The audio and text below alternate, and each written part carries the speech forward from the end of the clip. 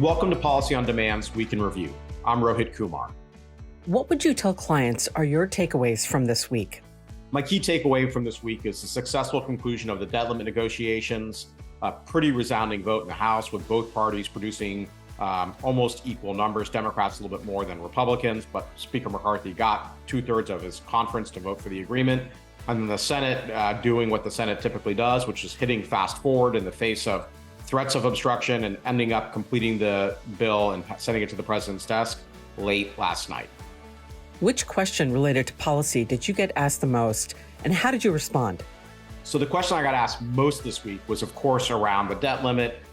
Once the agreement was struck, there was a lot of concern about whether or not it would pass the House. And after it passed the House, even greater concern that somebody would exercise all of their procedural rights in the Senate and drag it out past the X date. I responded that not to worry, this thing is done and dusted. It will get through. It will get through in advance of the X date. And I kind of reminded folks back in 2011, the last time we came this close to hitting the X date, the bill that resolved the issue was not signed into law until the actual X date.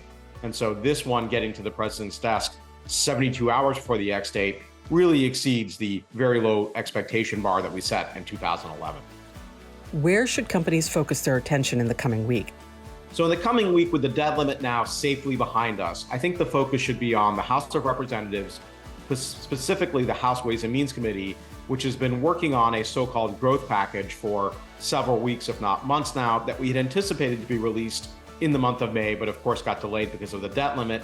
And included in that will be the sort of TCJA super extenders, 174, 163J, full expensing, some targeted low and middle income provisions, and then remains to be seen whether they do anything on, say, 1099K, or even more expansively on things like the child tax credit, which remains the chief stumbling block for getting these TCJA super extenders across the finish line and to the president's desk.